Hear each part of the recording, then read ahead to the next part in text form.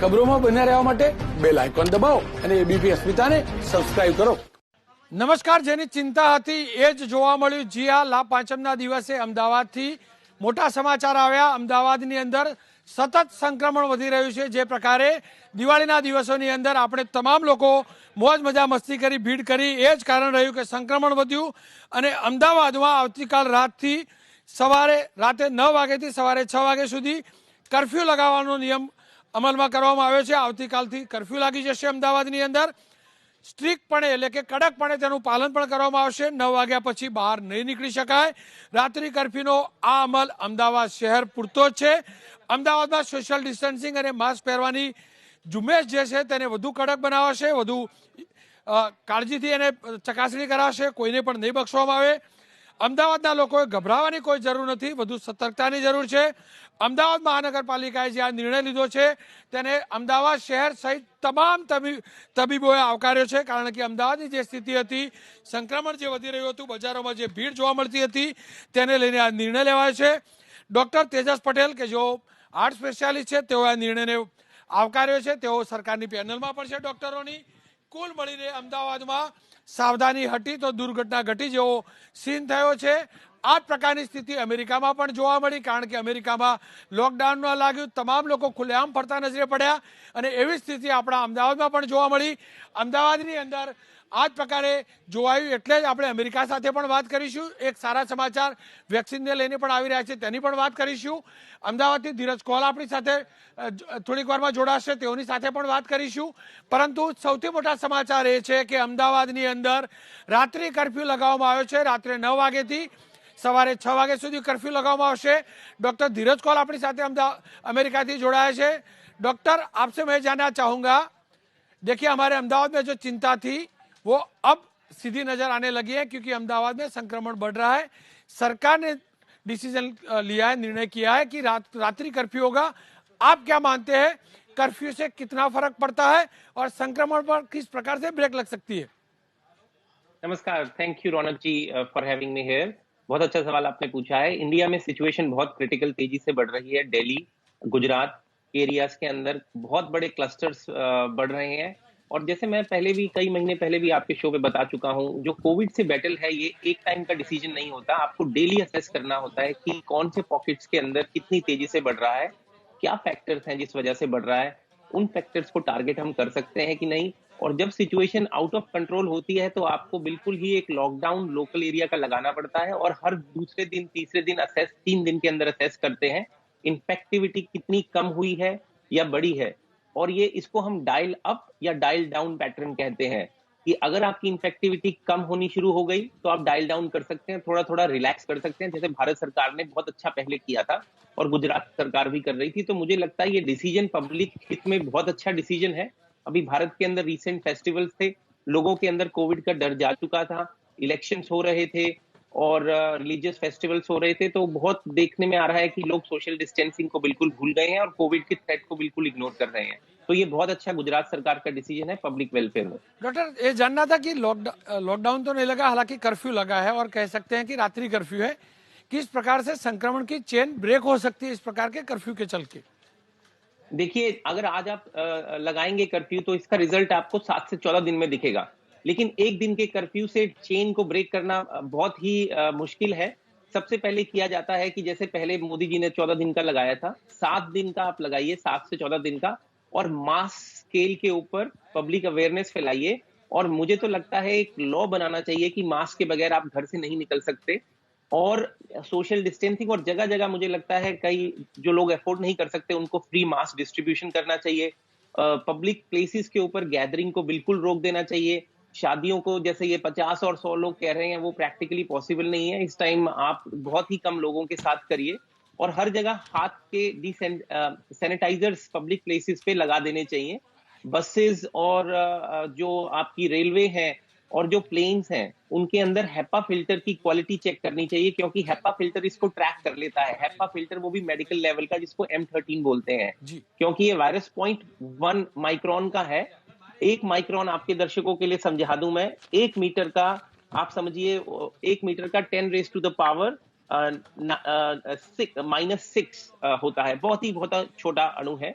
तो मुझे लगता है ये डिसीजन बहुत अच्छा है और इसका रिजल्ट देखने के लिए आपको 2 से 3 हफ्ते वेट करना पड़ेगा। डॉक्टर आप हमारे साथ बने रहे इस दौरान આ દરમિયાન એક મોટા બીજા સમાચાર આવી રહ્યા છે અમદાવાદ શહેરમાં રાત્રિ કર્ફ્યુ લાગ્યો તો અમદાવાદ જિલ્લાની બારેજા નગરપાલિકાએ સ્વૈચ્છિક લોકડાઉન જાહેર કર્યું છે જી હા સૌથી મોટા સમાચાર એ છે કે અમદાવાદ જિલ્લાની બારેજા નગરપાલિકાએ 21 થી 30 નવેમ્બર સુધી નગરપાલિકાએ સ્વૈચ્છિક લોકડાઉન જાહેર કર્યું છે સવારના 7 થી બપોરે 1 વાગ્યા સુધી જ અહીંની દુકાનો ખુલ્લી રહેશે એટલે કે બારેજા નગરપાલિકાના વિસ્તારમાં આવતી દુકાનો સવારે 7 થી બપોરે 1 સુધી રહેશે બપોરે 1 બાદ તમામ બજારો બંધ રહેશે બજારોમાં છેલ્લા 3 દિવસમાં કોરોનાના બારેજાની અંદર કોરોનાના છેલ્લા 3 દિવસમાં 50 કેસ નોંધાયા હતા તેના જ કારણે નગરપાલિકાએ વેપારીઓ સાથે બેઠક કર્યા બાદ આ નિર્ણય લીધો છે એટલે કે હાફ ડે લોકડાઉન જેવી સ્થિતિ બારેજાની અંદર છે અમદાવાદમાં રાત્રિ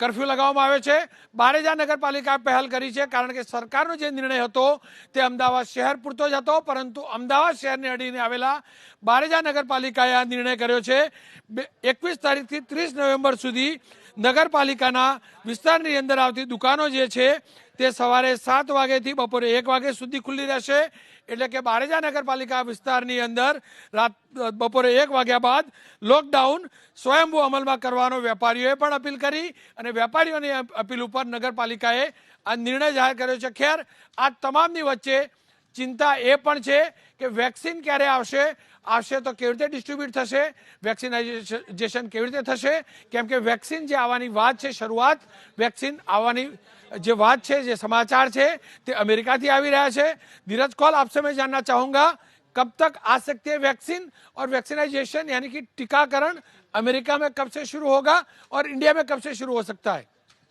हाँ जी, ये एक्चुअली पिछले 2 से 3 दिन पहले पूरे 2020 की सबसे अच्छी खबर आई थी दिवाली के बाद कि हमारी 2 वैक्सीन जिसको मैं आपके शो पे बार बार बता रहा हूँ मॉडर्ना और फाइजर दोनों के रिजल्ट्स अभूतपूर्व हैं। मतलब हम एक्सपेक्ट कर रहे थे कि 50% पॉजिटिव रिजल्ट देगा लेकिन दोनों ने अब लेटेस्ट डाटा के अकॉर्डिंगली 94.5% से बेटर रिजल्ट दिए हैं। हम लोगों ने थ्रेशोल्ड वैक्सीन की अप्रूवल का 50% तक गिरा दिया था ताकि हम अप्रूव कर दें, उससे पहले 95% होता था लेकिन दोनों वैक्सीन ने दिन रात काम करके इन कंपनीज ने और गवर्नमेंट ऑफ अमेरिका ने भी इनको फंडिंग बहुत अच्छे से दी। दोनों ने स्टैंडर्ड गोल्ड स्टैंडर्ड जिसको हम बोलते हैं 95% लोगों में रिजल्ट दिखाने के लायक दिया है। ये जानना जरूरी है कि ये वैक्सीन सितंबर से बननी शुरू हो चुकी थी। अमेरिका के अंदर तकरीबन 70 मिलियन कॉपीज बन चुकी हैं और अभी 2 वैक्सीन जो कि पहली है आप समझिए फाइजर और BNTX एक जर्मन कंपनी है, उसकी एक वैक्सीन है। उसका एक इश्यू है कि वो -80 डिग्री सेंटीग्रेड के अंदर स्टोर की जाती है जो कि एक रेगुलर रेफ्रिजरेटर नहीं प्रोवाइड कर सकता, इसीलिए -70 डिग्री सेंटीग्रेड -94 डिग्री फ़ारेनहाइट, इसीलिए उसके अंदर कुछ चैलेंजेस थे। लेकिन अब गवर्नमेंट ऑफ अमेरिका ने ये बताया है कि वो फ्रोजन आइस के कंटेनर्स के अंदर उसे डाल के शिप करना शुरू कर देंगी। इस फ्राइडे को लेटेस्ट खबर ये है कि FDA की अप्रूवल के लिए जो कि 3 से 4 हफ्ते लगने थे, FDA ने बोला है कि 1 ही 2 दिन के अंदर वो क्लियर कर देंगे अगर डाटा उनको सही मिलेगा जिसके अंदर सेफ्टी और रिजल्ट लास्ट 2 महीने के जिन लोगों ने वॉलंटियर किया है उसका डाटा वो देखेंगे। अगर सेफ हुई पब्लिक के लिए तो मुझे आशा है कि मंडे तक ये वैक्सीन आउट हो जाएगी, ये जो अब मंडे नेक्स्ट वीक आ रहा है, और हो सकता है by the end of the week administration nursing homes और फर्स्ट रिस्पॉन्डर्स के लिए फर्स्ट बैचेस मिलने भी शुरू हो जाएं। जैसे कि मैं बहुत पहले से बोल रहा हूँ, दिसंबर फर्स्ट वीक सेकेंड वीक के अंदर हम एडमिनिस्ट्रेशन देखेंगे और फुल फ्लोन एडमिनिस्ट्रेशन जनवरी के महीने के अंदर आप देख पाएंगे कि जो डॉक्टर्स हैं तकरीबन सब अस्पतालों के अंदर फर्स्ट केयर रिस्पॉन्डर्स को मिलनी शुरू हो जाएगी। जहां तक देखने में आ रहा है फरवरी और मार्च के अंदर 65 से ऊपर के लोगों को मिलना शुरू होगी और उसके अकॉर्डिंगली आगे बढ़ेंगे। एक और अच्छी खबर यह है कि यही वैक्सीन ने ये दिखाया है कि हर रेस, हर जेंडर, हर क्लास के अंदर ये काम कर रही है। African American, Indian origin, Hispanic सब में काम कर रही है। एडवर्स इफेक्ट्स बहुत बहुत बहुत कम है और सबसे इंटरेस्टिंग बात है कि 65 से ऊपर के जो लोग हैं उसके अंदर भी 95% कारगर है।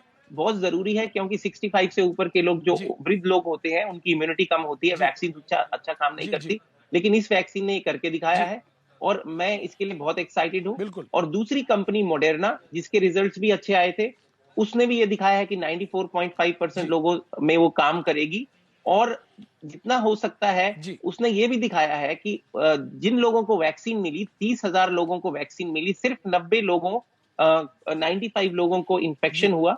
उसमें से 15,000 वैक्सीन के विंग के थे और 15,000 वो लोग थे जी जिनको वैक्सीन नहीं मिली।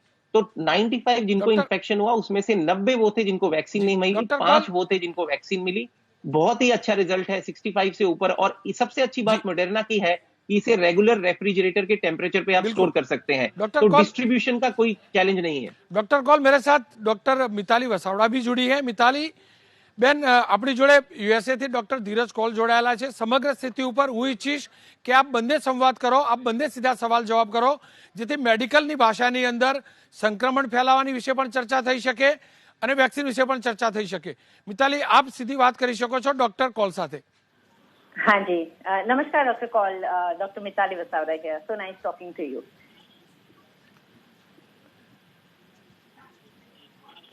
મિતાલી બેન હેલો આપ હિન્દીમાં સીધો સવાલ પૂછી શકો છો એ આપને સાંભળી રહ્યા છે હા જી બસ એટલે બેસિકલી મારા ખાલી જે ઇન્હિબિशंस હતા આ वैक्सीन ने લઈને वो जो इनहिबिशंस है मेरे ये वैक्सीन को लेके वो यही थे कि as far as I know इसके 2 डोजेस होते हैं आई थिंक 3 वीक्स और 4 वीक्स अपार्ट और इफेक्टिवनेस जो है वो सेकेंड डोज देने के बाद आनी शुरू होती है। तो एक तो वो है कि आई थिंक जनरल लोगों में ये एक परसेप्शन है कि एक शॉट ले लिया so we are immune.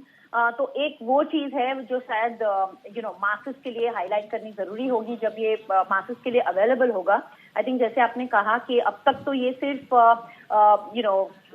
Nursing homes और जो नर्सिंग केयर में जेरियाट्रिक पॉपुलेशन है, वल्नरेबल एडल्ट्स और हेल्थ केयर वर्कर्स के लिए आई थिंक रोल आउट होने वाली है। तो एक तो कॉमन मैन तक ये कितनी जल्दी पहुंचेगी ये भी एक बहुत बड़ा सवाल है, कंसिडरिंग स्पेशली इंडिया में जो हमारा पॉपुलेशन है उसका डिस्ट्रीब्यूशन है तो कैसे वो और कब तक वो सब तक पहुंच पाएगी, एक वो है। और दूसरा लॉन्ग रन में इसका जो एंटीबॉडी रिस्पॉन्स है वो आई थिंक क्योंकि वो इतनी फास्ट बनी है तो I am not really sure as of now कि वो जो सेकेंड बूस्टर शॉट है उसके बाद कितना लंबा समय प्रोटेक्शन लास्ट करेगा। तो these are the things that definitely need to be addressed. Sure, मैं आपका सवाल समझ चुका हूं, बहुत अच्छा सवाल है। कुछ की पॉइंट्स हैं, 1 मिनट लेके मैं आपको और दर्शकों को बताना चाहूंगा। जो मॉडर्ना की वैक्सीन है और फाइजर की वैक्सीन है, फर्स्ट गुड थिंग इन्होंने दिखाई है कि जो हमने प्रोटीन टारगेट किया था एंटीबॉडी रिस्पॉन्स के लिए, जिसे स्पाइक प्रोटीन बोलते हैं, जिस वैक्सीन ने वो टारगेट किया उसके लिए एक बहुत ही अच्छा एंटीबॉडी रिस्पॉन्स मिला।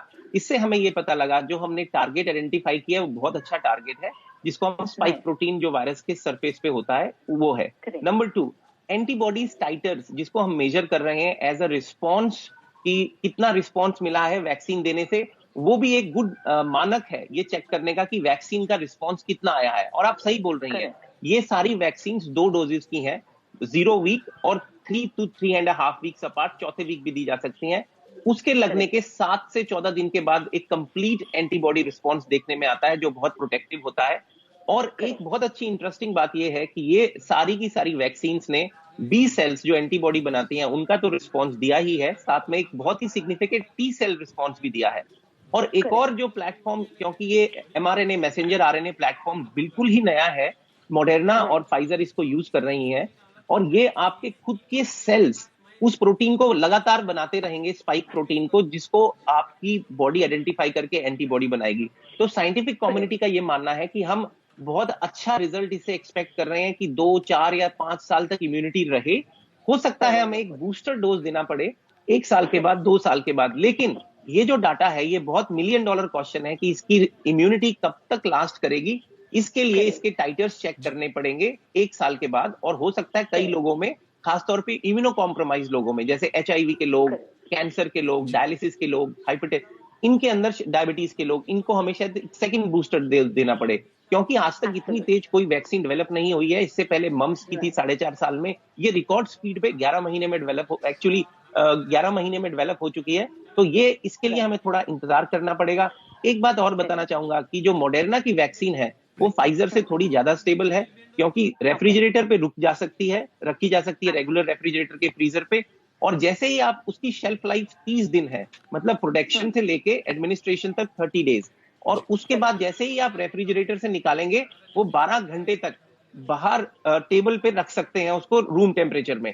और अभी तक एक और अच्छी खबर है, हमें थोड़ी बहुत चेंजेस स्पाइक प्रोटीन में दिख रहे हैं जो हमारा बहुत बड़ा वरी था, लेकिन कोई भी ऐसे चेंज नहीं है जो कि वैक्सीन इसको कवर कर ना सके।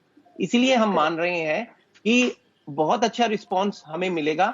और लोगों को यह जानना जरूरी है कि जब तक वैक्सीन बाहर रोल नहीं होती, कुछ ही महीनों की बात है, लोगों ने बहुत पेशेंटली इसको वेट किया है, 4 महीने 6 महीने। मैं ये मानता हूं कि अमेरिका में एक एवरेज पॉपुलेशन को अप्रैल के अंदर मिलना शुरू हो जाएगा।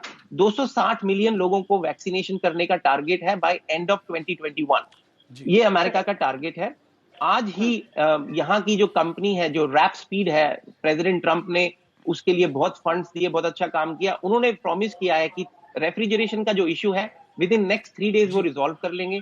लेकिन इंडिया के अंदर हाँ ये इश्यू आएगा, इसीलिए मॉडर्ना मुझे एक बेटर होप लग रही है वहां पर। और इंडिया के अंदर लोगों के अंदर जागरूकता फैलाने की जरूरत है कि 2 डोजेस है, ऐसा ना करें कि एक डोज के बाद गायब हो जाए। जब तक दूसरी डोज नहीं लेंगे उसका पूरा रिजल्ट नहीं मिलेगा।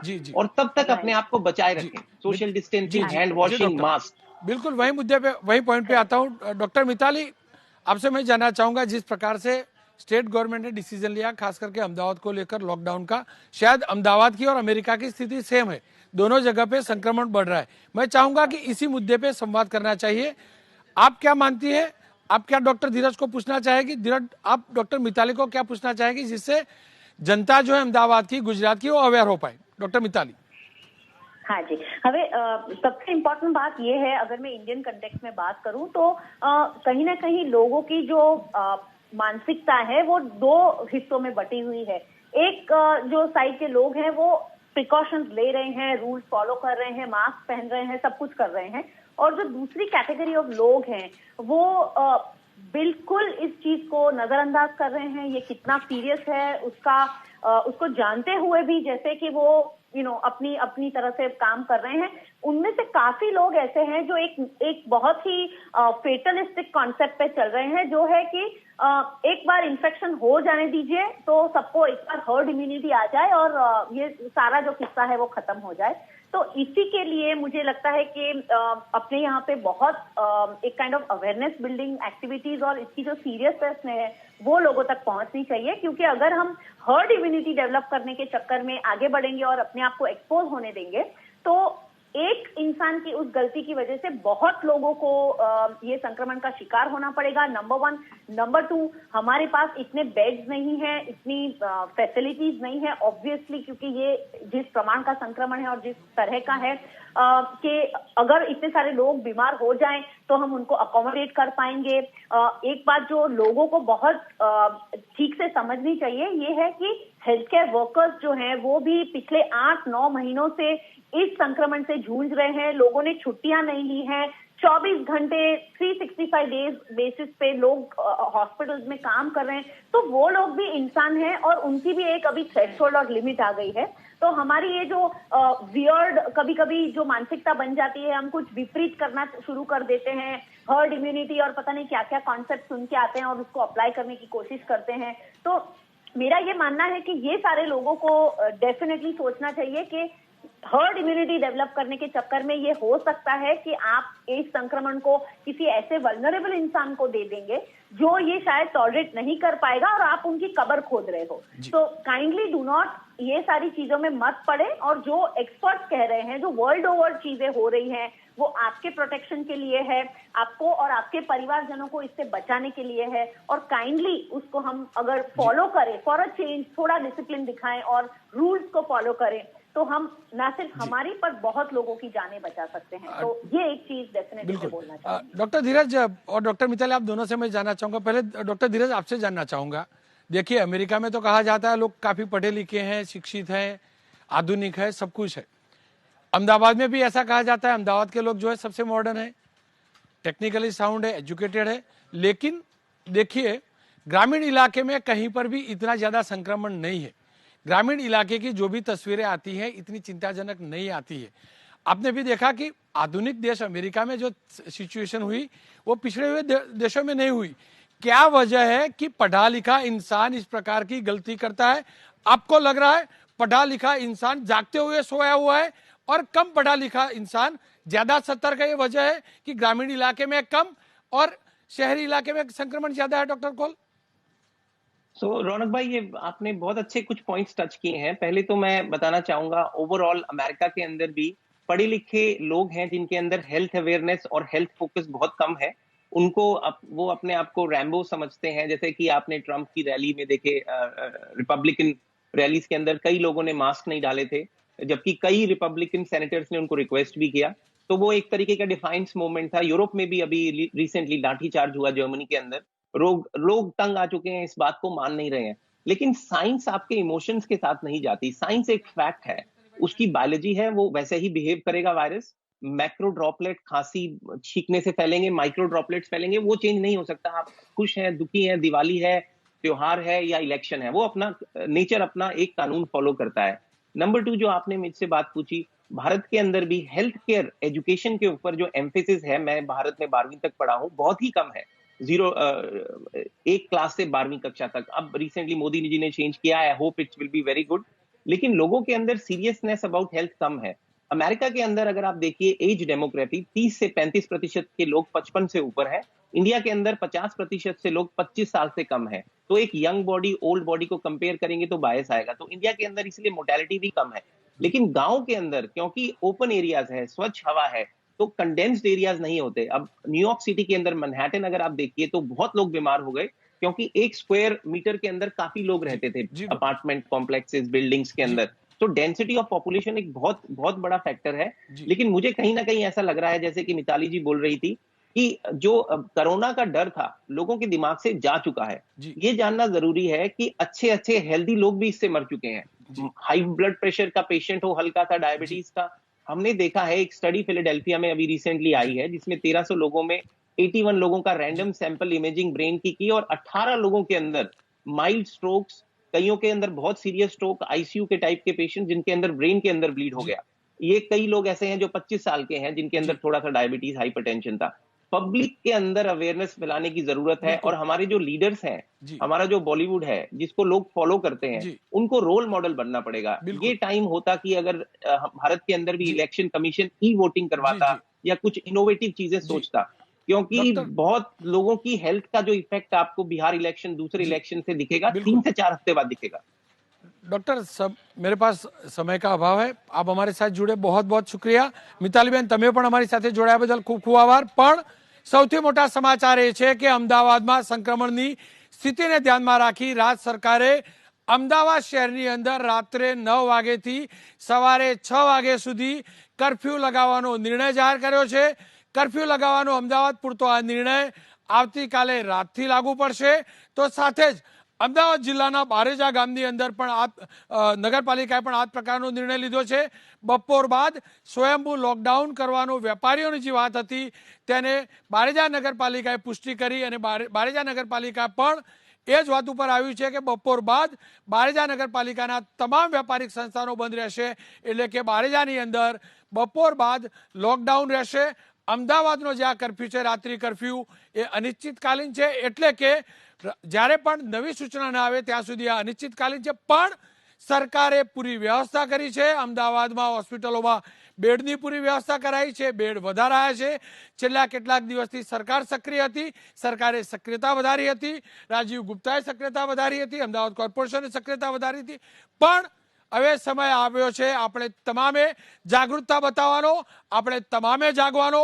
ફરી એકવાર કહીશ, જો સોશિયલ ડિસ્ટન્સિંગનો સત્યાનાશ વાળ્યો તો દંડ સરકાર લેશે। પણ જો કોઈ નેતાએ તમાશો કર્યો તો આપની ચેનલ એબીપી અસ્મિતા ફરી એકવાર સત્યાગ્રહ કરશે અને એ દ્રશ્યો બતાવશે જે પાપીઓના કારણે સંક્રમણ વધી રહ્યું છે। અને આજે આપ જોશો એ જ પ્રકારના દ્રશ્યો, એ જ પ્રકારનો એક મોટો ખુલાસો, જ્યાં રાજનેતાઓએ તમામ તમામ લોકડાઉનની માફ કરજો સંક્રમણની અને એસઓપી જે છે સરકારે જાહેર કરેલી હતી તેનો સત્યાનાશ વાળ્યો છે. એ દ્રશ્યો સાથે હું ફરીથી આવીશ, કારણ કે આ મુદ્દે બોલવું જરૂરી છે. માત્ર હું શોધી રહ્યો છું એ આયોજકને જેને આ ભીડ એકઠી કરી હતી. જેવી આ ભીડ એકઠી કરનાર આયોજક મળશે હું એ દ્રશ્યો લઈને આવીશ, કારણ કે હું નહીં રહ્યો ચૂપ, કારણ કે અહીંયા સવાલ મારા તમારા તમામના સ્વાસ્થ્યનો છે. ખેર, આપ રહેજો સતર્ક રહેશો તો સ્વસ્થ રહેશો. આપ જોતા રહો એબીપી અસ્મિતા, ગુજરાતની અસ્મિતા.